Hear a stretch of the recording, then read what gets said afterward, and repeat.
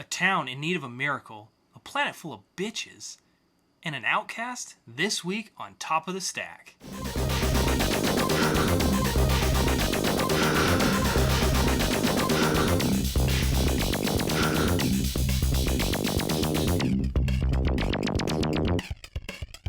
Welcome to Top of the Stack, our weekly comic review where we take all the comics reread and we bring the three best, in our opinion, straight to you to give us our thoughts on what we thought about all these. Sometimes we have some honorable mentions, sometimes we don't. This week, in fact, we do. It's an all-image week, so let's get it started this week with Savior number 6.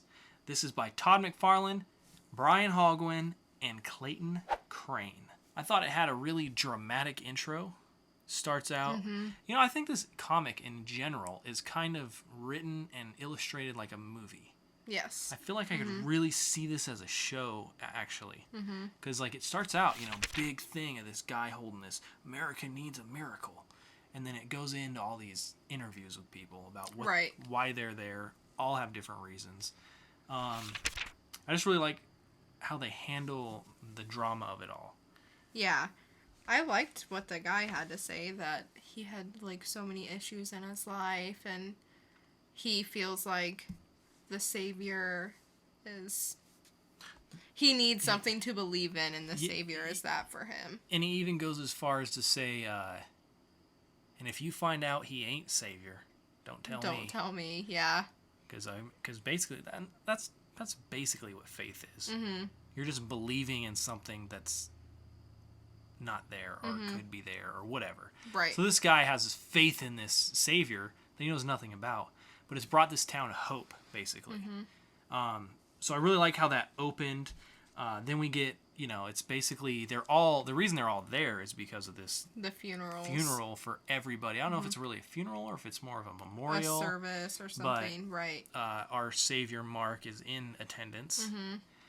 And while he's there, he starts getting flashbacks, or I don't know if he is, I feel like he is, about his life before.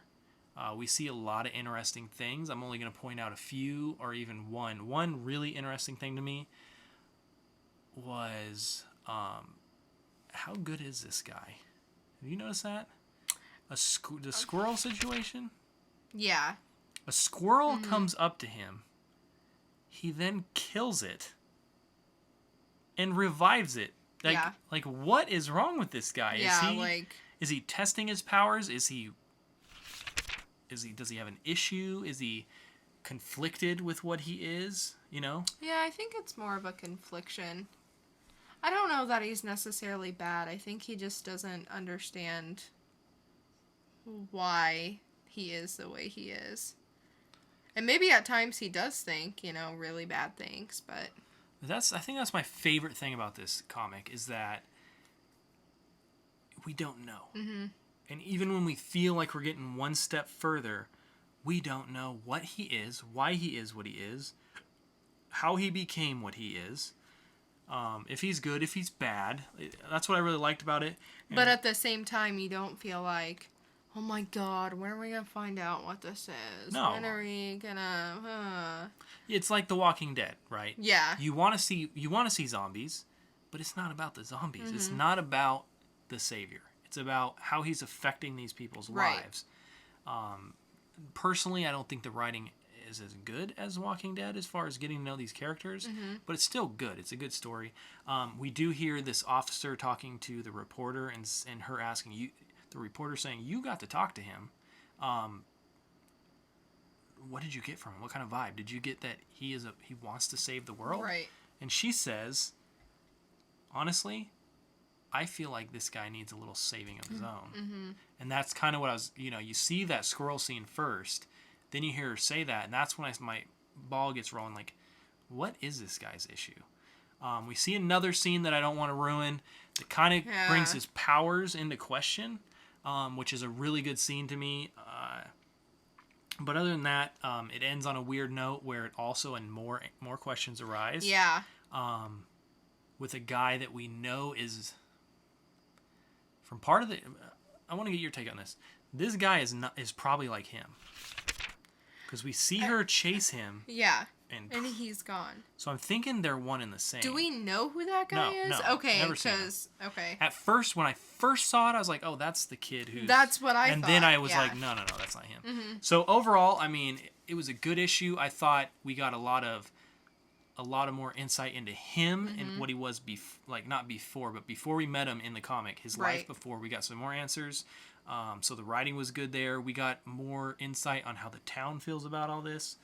And as usual, the art was really good. Yes. What do you think about it?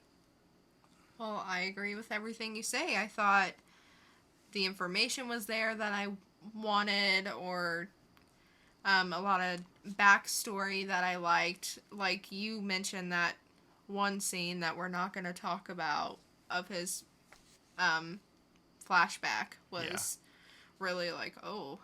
Yeah. But then that like raises more questions. So you still want to keep reading. You still want to know like what is up. So. Well, you got the one flashback I was talking about. Like this guy's bad. Like, but then you get the one we're not talking about. That's like no. He means good. He cares about people. So it's a conflicted situation. Right. So what do you give this? I'm gonna give it a Christian Bale. I am giving it the same exact score. So Savior number 6 by Todd McFarlane, Brian Hogwin, Clayton Crane from Image Comics is getting Christian Bale from Geek'd Up. That was our first review. This week you really wanted to read Bitch Planet number 5. Yes.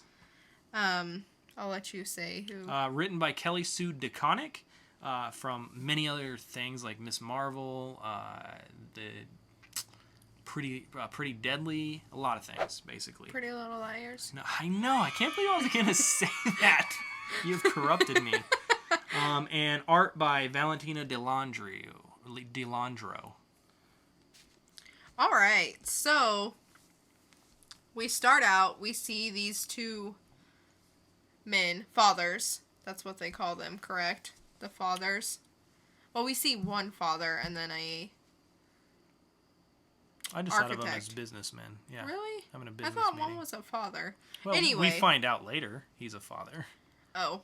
Whoops. But anyway. Okay. So, from the beginning, the little news scene, it has a news scene at the beginning. So, we see the news reporter talking, and looks like she's talking about that the bitches are training to fight men in an arena.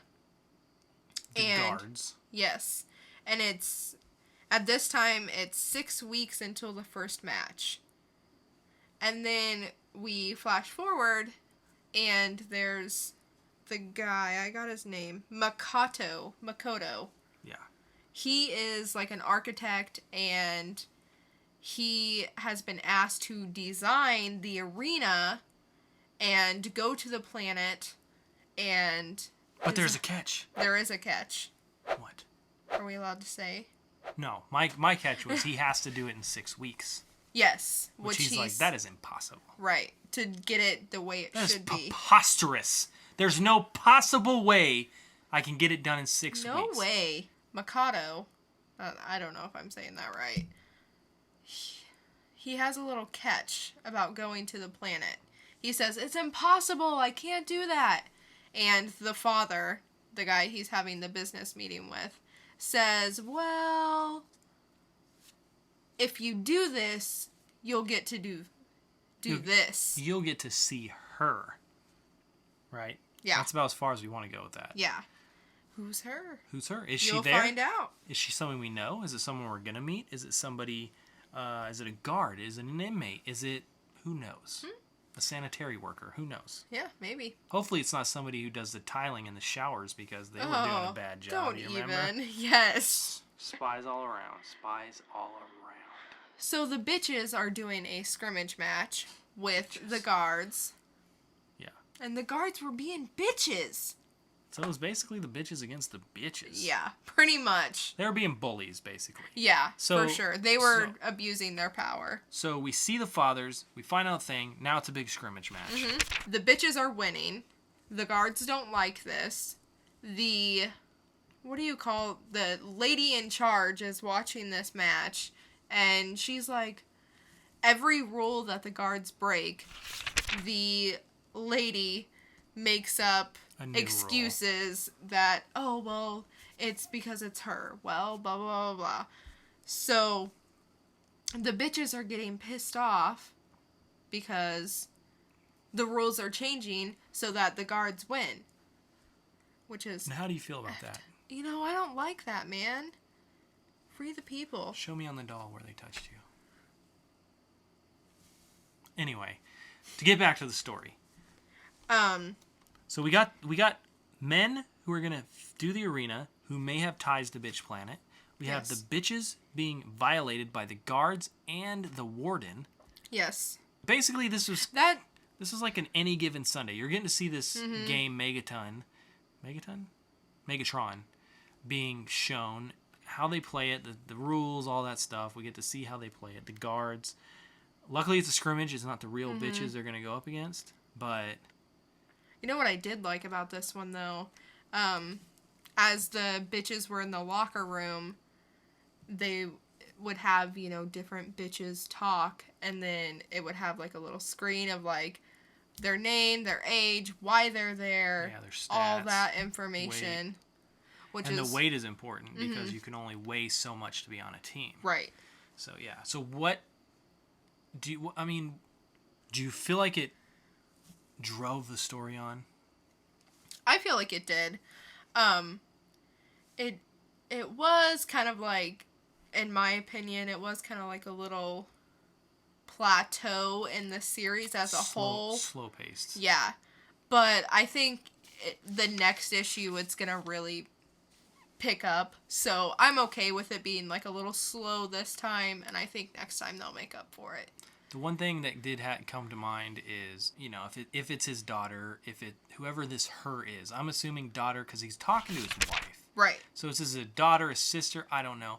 But if it is one of these bitches and he's wanting to see her, does this mean that people know that the government's corrupt and they're sending these people away for, like, just being non-compliant? You know, it's so I think we're gonna get more into what people will do to see their loved ones. Yeah. Maybe rise against. And that's kind of what I was gonna say. Maybe Makato is gonna rig up the stadium he builds to who knows?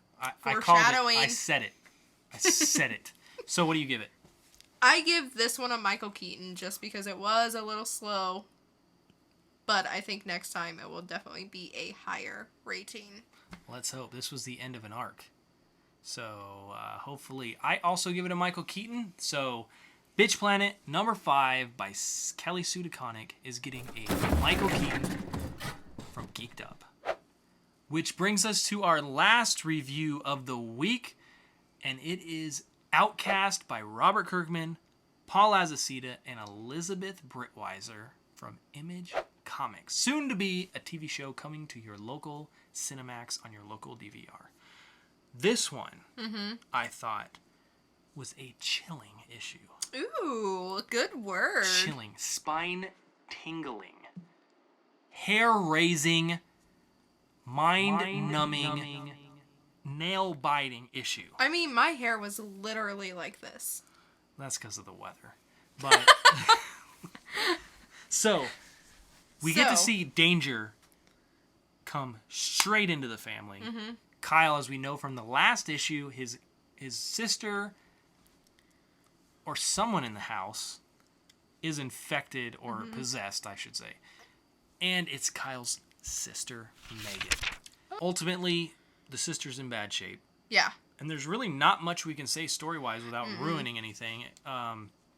He's just basically, he's done. He needs the Reverend's help. He's going to use him, but he tells the Reverend straight up, if your book gets in the way of what we're trying to do, that's not going to happen anymore. Right. This is our thing. Basically, the Bible has nothing to do with this. And we're going to make sure it doesn't happen again. It doesn't happen to anybody. And there's some very creepy dialogue, as you would know from like the movie The Exorcist or things like that, which is well worth reading. I thought it was an amazing as far as that. They do this possession horror really well. Basically, she's we find out that there's many of these demons. Yes, which was and interesting. There's going to be a merge. We don't know what that is. He's freaking out. Why are you calling me the Outcast? Where am I outcast from? We don't know. We don't know which why. Which I was going to just point out, too, after you were finished talking. What? Where? What does that mean, you think? I personally think, this is my personal thoughts on it. I think Kyle is possessed with an outcast angel. And they're using that power. The demons are using that power to break free of their situation. That's my thoughts on it, because it is outcast from somewhere. Mm-hmm. Or it could be Satan himself that has been outcast from hell. Right. Maybe they're calling him the outcast because he's the first outcast, Satan. Outcast from heaven. He is the outcast, and he's possessed by Satan himself. That's a couple theories, but we got to find out more later. Right. I just thought you really have to read this issue to know what's going on, to get the feeling and how creepy this thing is, how they talk, how they act, which later on this week we're going to be doing a dramatic reading of Outcast, so you'll kind of get to see a previous issue, what happens in there. So check that out. If that is something that interests you, you should pick up the trades and start reading this, because it is a creepy, creepy book. It is. I'm giving this one a Christian Bale. And I agree. So art is good, story's good, creepy. It's getting a Christian Bale from Geek'd Up. And that is it for the top of the stack reviews. However, we do have a couple honorable mentions. The first being Star Wars Shattered Empire, which is a Greg Rucka book from Marvel. It kind of goes through some of the things that happen right after Episode 6, getting ready, the journey to The Force Awakened. So if you're into Star Wars, you probably want to read this. It was pretty good. That's why it's on our honorable mentions. Also, Suiciders number 6, The End of an Arc by Lee Bermejo and Matt Hollingsworth. Such a good issue. So many things were brought to light in this one. It was kind of mind-blowing. So if you're reading this, you definitely want to pick it up. So those are a couple honorable mentions. But for top of the stack, this is the end. If you agree with our reviews, let us know in the comments below. When you like, comment, and subscribe, let us know what you read and what you gave it as a score. And maybe we'll get around to reading those too and get that conversation going. Find us on Facebook and Twitter. And until next time, stay geeked up and always hug a xenomorph. Always.